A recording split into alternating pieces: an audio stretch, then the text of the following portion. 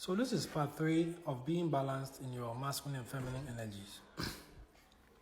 So I was speaking about some examples of some music artists who were well connected to their feminine energy. I can go on. I can talk. I can give names like Said, Edu, or Sade Edu. I'm telling you. You see, what people do out of the gift inside of them. Some of those songs in your time of difficulty, when you're low, you're very low. So in a difficult situation, sometimes some of these things people have created, human beings have created, are able to help you go through a difficult time, or are able to pull you out of a very difficult, depressing state. It's all love. It takes love to do that.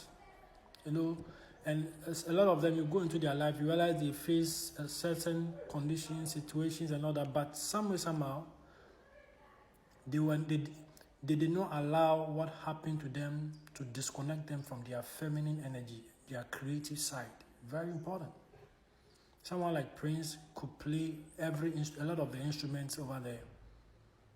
He can play that, jump on this, jump on that, and so the reason I'm letting you understand that it's important to be connected to your feminine side, your feminine energy, is because the gift sitting inside. You see, if ever you want to make the gift sitting inside of you, if ever you want to share that gift God has put inside of you, which I've already said over here on this channel, is that each and every one of us, there's a gift inside of you. Some have only one, some have two, some have three, some have five, some have 10, some have whatever number, depending on or because of your purpose, your assignment, your mission here on earth, which you are supposed to identify your mission.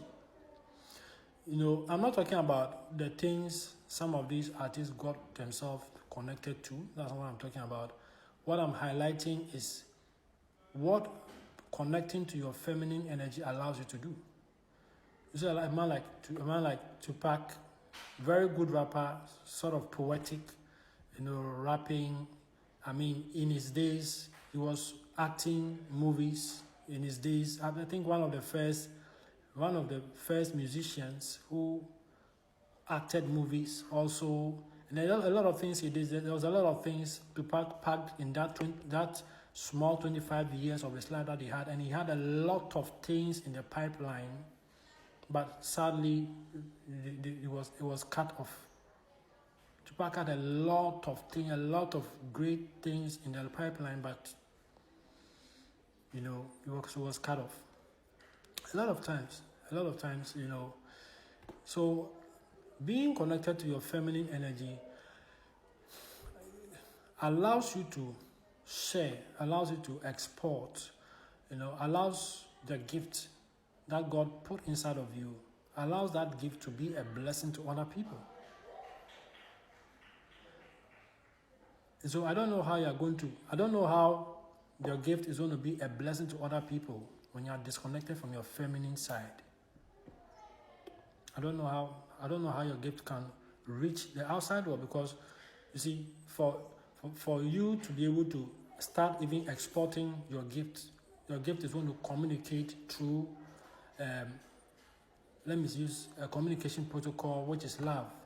When you come to this, there are two communication. There are two. What word do I use?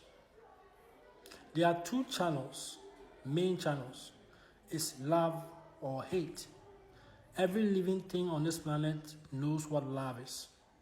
Be it your dog, be it your cat, be it a pet, be it a parrot, whatever. Every living thing knows love when you show love to it. If you show love to a dolphin, it knows what love is. If you show love to a whale by helping it out, that whale knows that you are showing it. If you show love to a horse knows you are showing him love. And when you show hate to that same animal, they know it. It's two channels. Either you operate in love or you are going to operate in hate.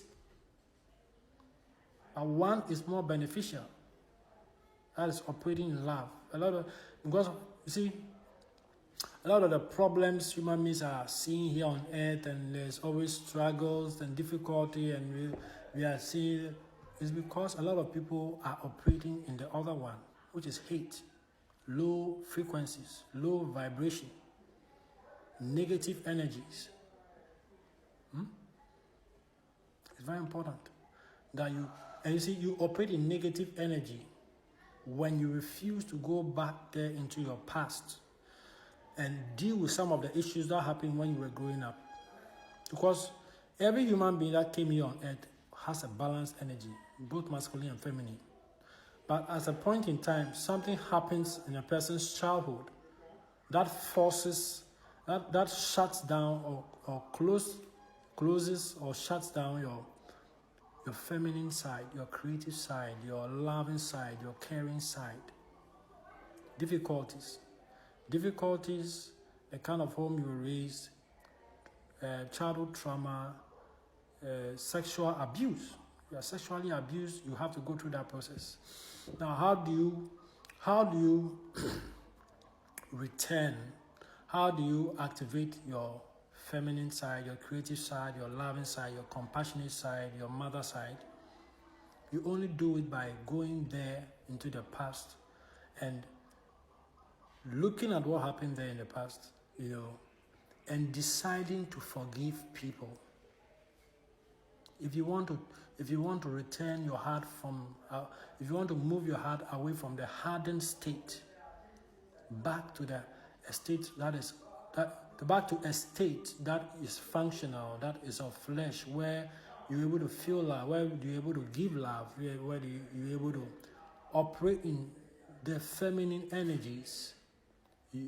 The feminine energy is love. So what you have to do is go back in your childhood. What happened there? What issue happened there? Was it solved? Was it not solved? One of the things you do there is forgive yourself for making some decisions, careless decisions, because you were young at heart, you were naive, you didn't know so much, you were not really aware. One of the things human beings have to do is learn to forgive yourself. A lot of people don't know how to forgive yourself. If you don't know how to forgive yourself, you won't be able to forgive anybody. It starts from forgiveness. Forgive yourself for making certain decisions, certain wrong choices, certain bad life choices because you were young, you were ignorant and all that. Forgive yourself. And forgive those who some way, somehow played a role, in all of that.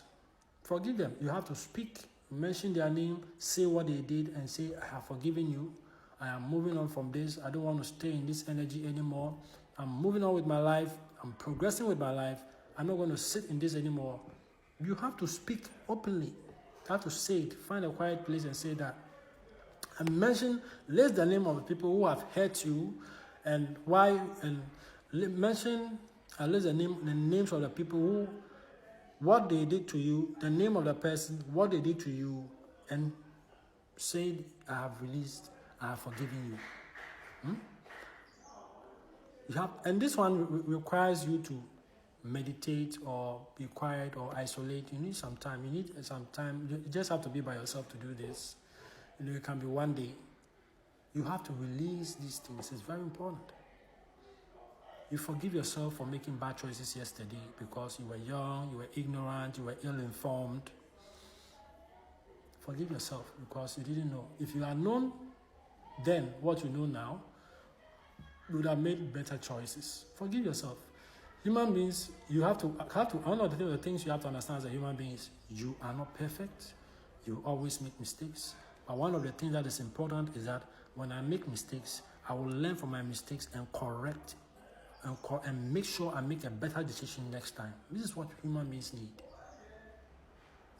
And sometimes it's coming from where the childhood you had, the kind of parents you had were very strict or something, so you can't forgive yourself for making certain decisions, certain bad choices. Forgive yourself. Forgive yourself. But make a decision to make better choices in the future as you keep going on. Once you're able to forgive yourself, loving yourself will become automatic, to become natural. Watch for part 5.